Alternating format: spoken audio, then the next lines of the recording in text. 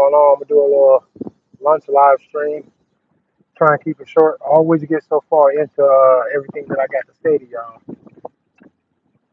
that it's hard to find a good stopping point.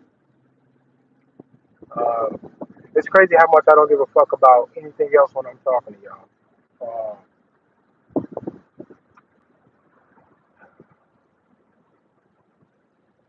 Man, it's crazy. I got a 20-year-old son, smart kid.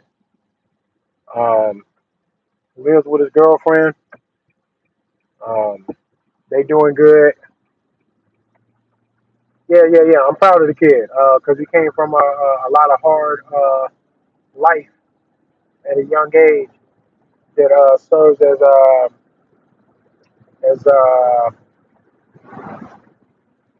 foundation for a rough adulthood, a rough adult life. If you cannot properly manage these things, things that went on with him when he was a kid, man. He was in foster care for a while, unnecessarily. I'll explain more of that when I talk about, um, the birth of my gun rights activism because a custody battle is where all of this came from. That's what started all of my gun rights activism. Um, but he had a rough childhood unnecessarily, and it was his mother's fault. It's kind of easy to see that, uh, and he can see it too. And we talk a lot. He's a deep thinker, and that's good. Miles ahead of me in his financial stability and in um, his intellectual disposition about the world. It's stuff that he is aware of and that he thinks about and cares about and has an opinion about. Even things that I've seen him grow in, things that me and him talked about when he was 15, 16, 17 years old, up until now, 20 years old. I can see an evolution in his thought process and how he applies information, and I can see a thirst for understanding the world and not accepting the description of the world that the world will present itself to you as a default. He don't accept none of that shit. He thinks everything is deeper than what the fuck it is the first time around. That he's got to go around these topics, important topics of discussion in the world. He's got to revisit it over and over and over and over again, and he knows that, and he likes the process of that because he is wise enough at 20 years old to realize that the things that has shocked him in his life that he has changed his perspective or understanding about given proper information or full disclosure or more disclosure, he's expecting that transformation is going to happen to him 1,000 times in his life, and he's totally waiting for it, totally ready for it. A lot of people think they're at their final destination. They already know enough. They're not going to learn something from a gun activist, a black guy on YouTube for damn sure. If I hurt their feelings, then I must be wrong. It doesn't matter what I said. Shit like this. This is how some people think. So I'm proud of myself for being 20 years old and being as open-minded and as expressive as he is about things in life that he finds important that I didn't care about. I was fucking 30, 35 years old. I didn't care about some of this stuff. Um, and that's good for him. I don't know how my sound was before, but if that just gotten better or made an improvement, that's dope. I had my headphones in, and that's not always good for capturing sound doing these live streams. Yeah, that's good. I'm glad. Yeah, I had my Bluetooth on. I just realized that. Um, But yeah, I'm proud of my son. Shout out to Zach too. Zach is in the chat. I seen you did a live stream that I could catch a little bit of yesterday, talking about family affairs and different dynamics inside of the family.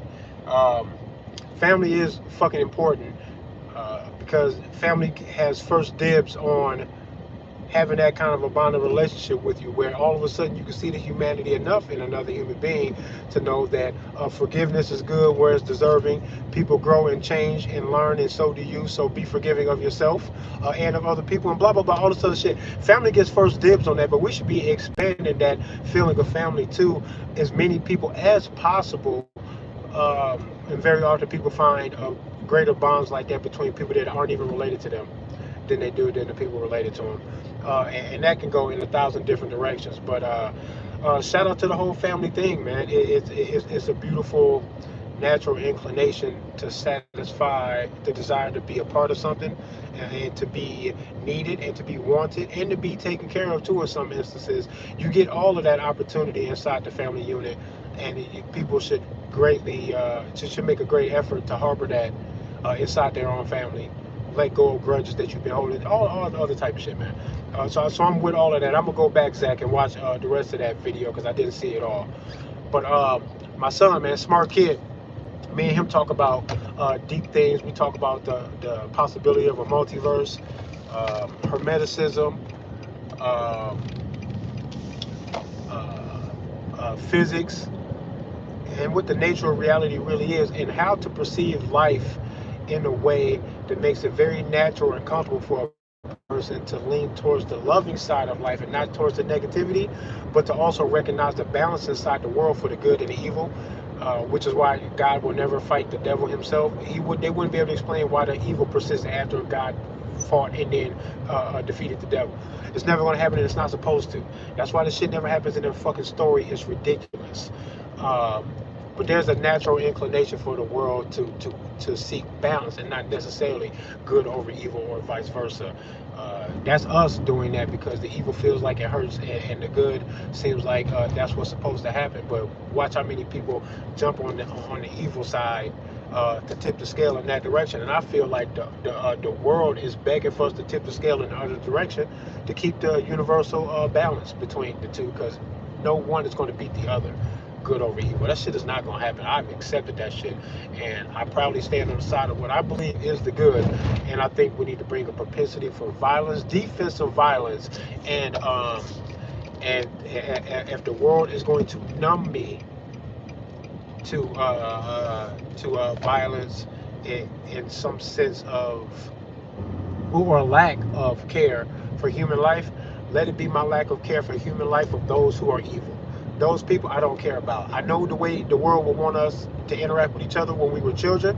I know how sweet that is, and I wish we could have hung on to that. But some people won't let me hang on to that. Some people are evil. Some men are very violent and evil, and because of that, I say with a smile on my face, if you insist on it being an arena of violence out here to fight over simple things like the freedom to say what the fuck I want, the freedom to defend myself with whatever I get my hands on. We can't even square that.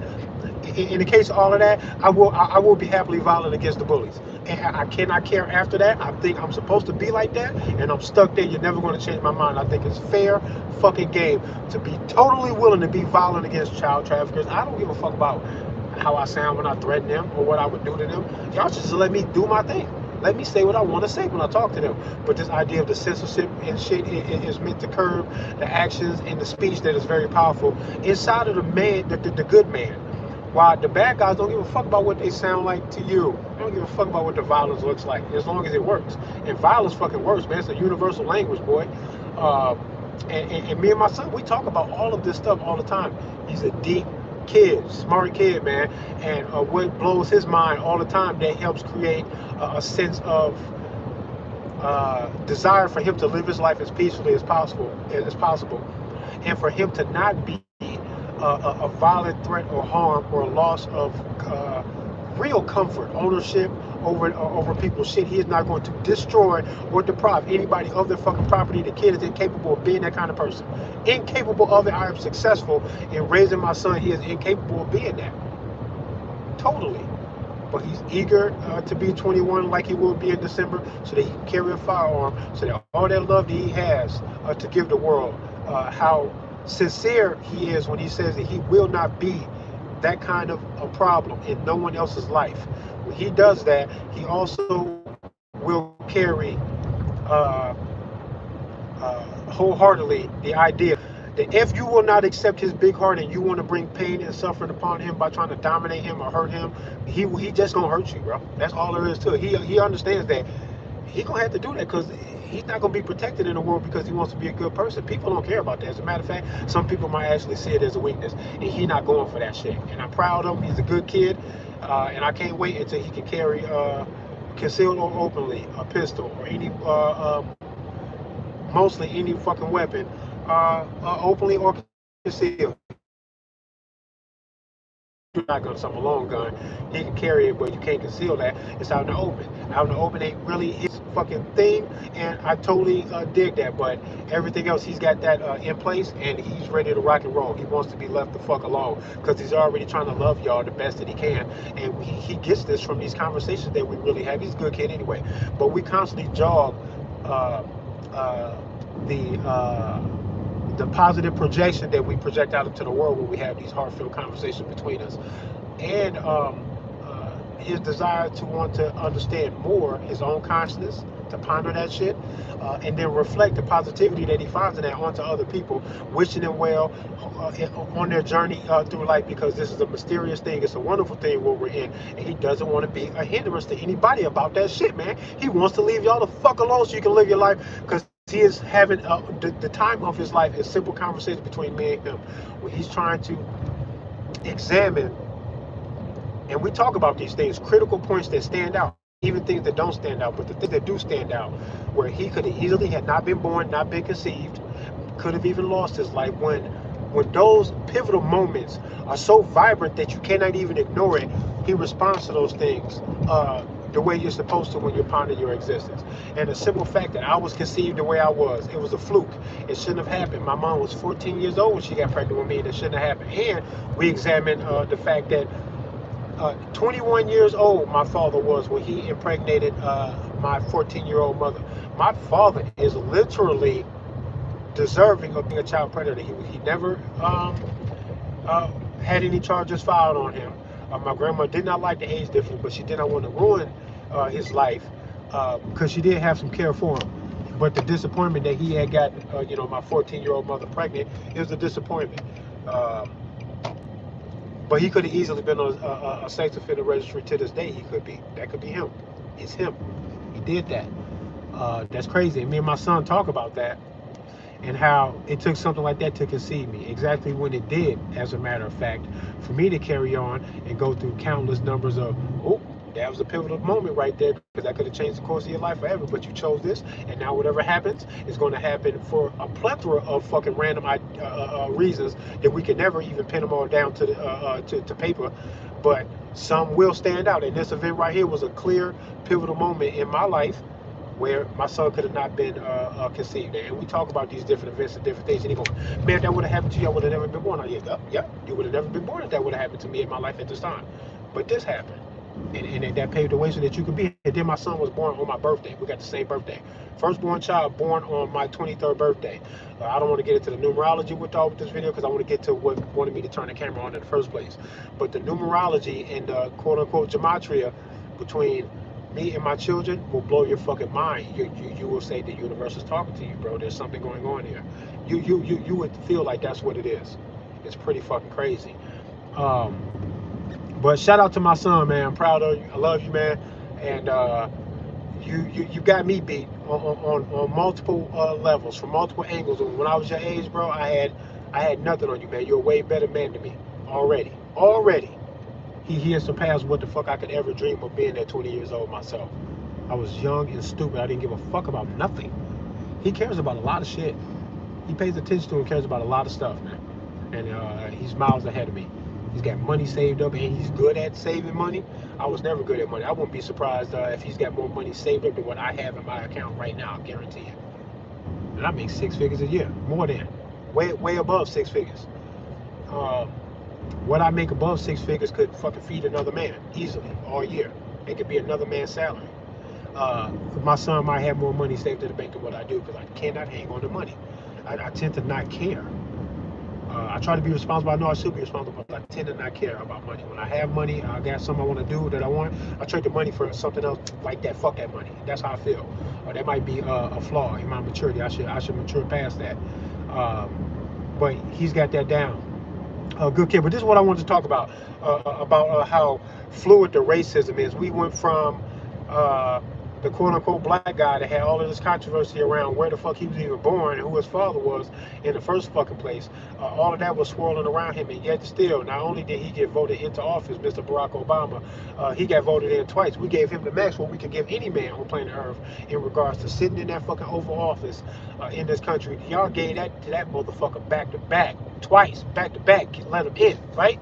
Huh. And then what y'all say happened after that? The country kind of believes somehow that we then voted the most racist white president that we've had in this country in decades, and he got in there. Maybe since Reagan got some, he's got some dirt on his name. He's yeah, all of them have done things to go. How you feel about black people or other people that aren't you? Really? How do you really feel, motherfucker? They all kind of do and say things to make you go, what, nigga?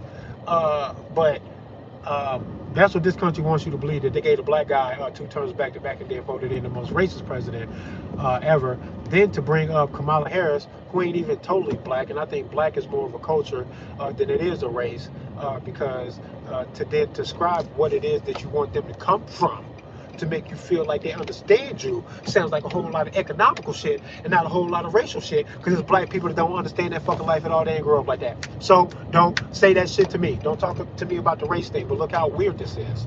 That y'all say, once again, this country's racist. Trump still got some supporters out here that really want that man back in office.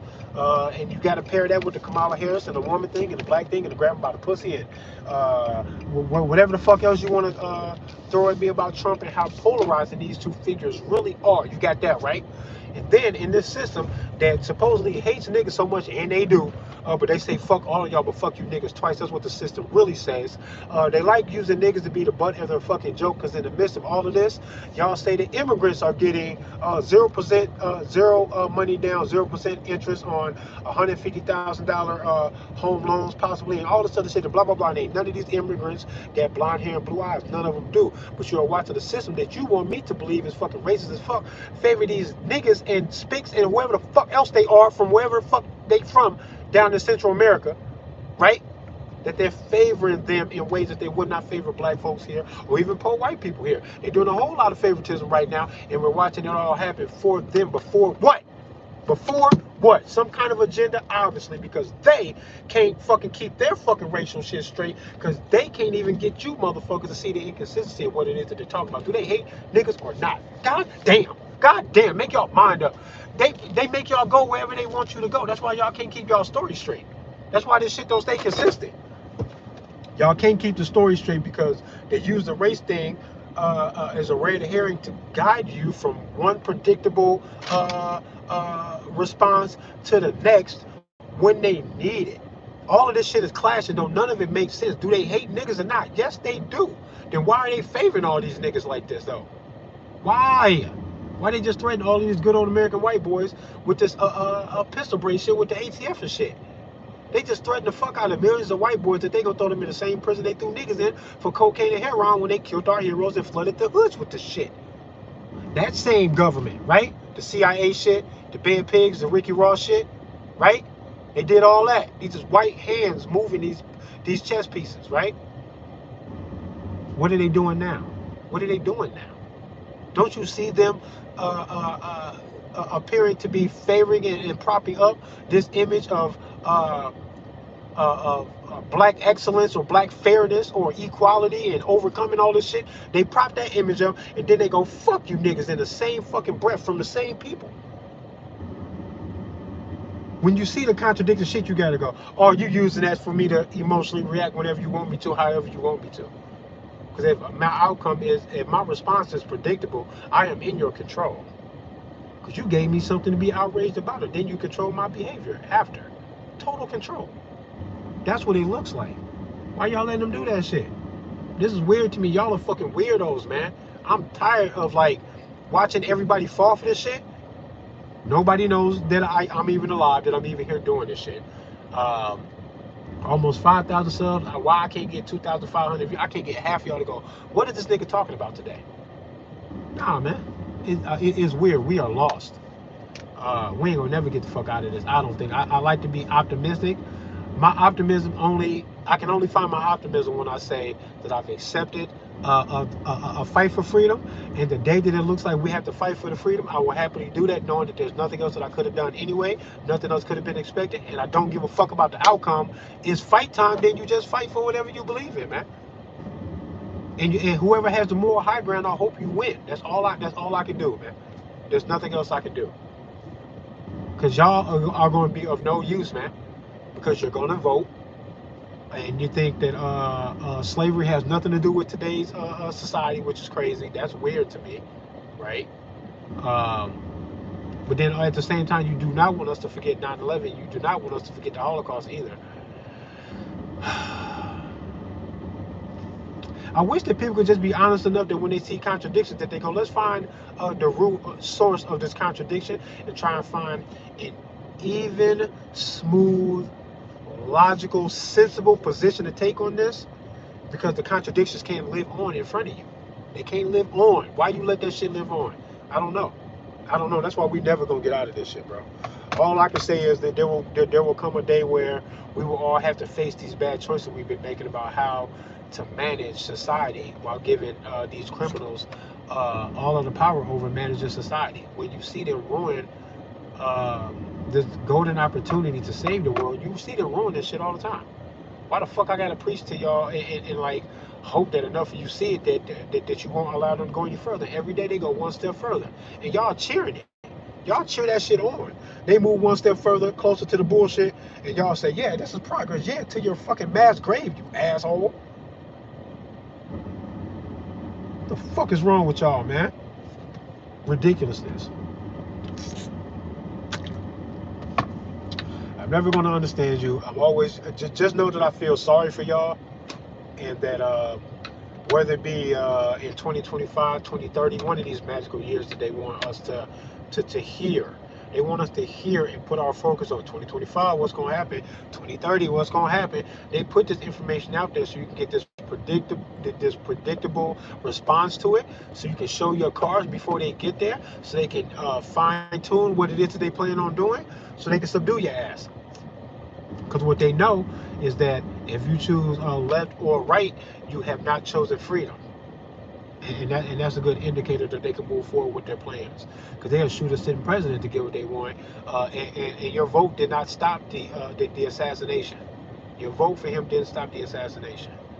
Lyndon Johnson got sworn in on a fucking plane right then and there. Immediately got rid of Executive Order 11110, which would have freed us from the Federal Reserve, with America having their own money. If you are in debt to somebody, then they own all of your collateral and your resources, human and otherwise. That's not even that hard to understand. It's not that hard to understand that that's how that goes. You don't got to be that smart. You don't need a conspiracy theory. If you're in debt to somebody, they own you. And what you give up when that debt goes into default is all of the resources and collateral that you held against whatever the debt is. That means the land, us here, our land, and the people here. And when the repo man come and you start fighting, you gonna look crazy when you fight. They gonna be like, "This is a repossession. The fuck? Your debt is in default." The fact that y'all even fighting is surprise. That's gonna surprise them that we even fight back. They think that we're weirdos for doing that. They will be disgusted when we fight back. Motherfucker, that when the dollar crashes and the debt goes into default and they call that shit back, bro, like, you gonna fight the repo man when he come to get that car you know you ain't paid for it? Stop playing. Don't even fight this man. Just let him take it. This is the expectation that they have. And if you don't let them take it, they'll be like, well, the mere possession of the AR-15, since we got a assault weapons ban, is enough to fucking come get you. So before you can even strike with that, just know we looking for you, coming to get you. Who been on social media talking that shit with an AR in their hand? This is what they gonna do. You'll see. You'll see. Hey Zach, if you still in the chat, hey man, some couple got murdered yesterday while their four children hid. Four children hid while their two parents got killed 42. And then the people got shot 42 times. Somebody at my job was telling me the story. They said 42 within. They said the number 42 within 10 seconds of describing the fucking story. And I pointed out to them. They went, "Huh, that's weird." I go, "It's weird. That's planned. Why you didn't say that? It's planned. Not that it's weird." I don't know if I didn't even see your video, Zach, to see if you did a video on that. But somebody somewhere got killed while the parents, while the kids hid in the house, and they were safe. But the two parents died, and apparently there was 42 shots fired. I don't think it was in Iowa though, Zach. I can't remember where it was, Indiana or someplace. But if you try to find that story, you're gonna find it. Shot 42 times. Somebody at my job said it like this. And I was like, either they made goddamn sure that they counted the shots and there was 42 shots. even if they found that, why did they make sure that they say that in the story? They made sure they said that 42, but it was four kids and two parents. Yesterday was the death anniversary of Chadwick Boseman, who played Jackie Robinson in the movie about his life, and he was number 42, baseball player, black baseball player, but nigger Eagles 42 in gematria. I knew enough of that from listening to Zach. When they told this story, I went gematria all over that shit. I don't fucking believe you. I see the 42 enough to know that there's more. That's not the end of the fucking story. Go check it out, Zach. You're gonna eat that story up. I fucking gave it one of them when I heard the story. I went, get the fuck out of here. Zach's gonna chew that up. I'm sure of it, because there's something going on with that. On the anniversary of the Black Panther dying, and it's not gonna lead to some gun control. That's what they did it for. It's gonna be some gun control that come out of this. They're gonna talk that shit. They need more of it too. It's election year. Woo bang, get a gun today. RPM Trade Vietnam in this bitch. Peace and love to y'all. Make yourself hard to bully and stop believing liars. Like, did I ask for too much right now? I don't think so. I didn't ask for too much from you.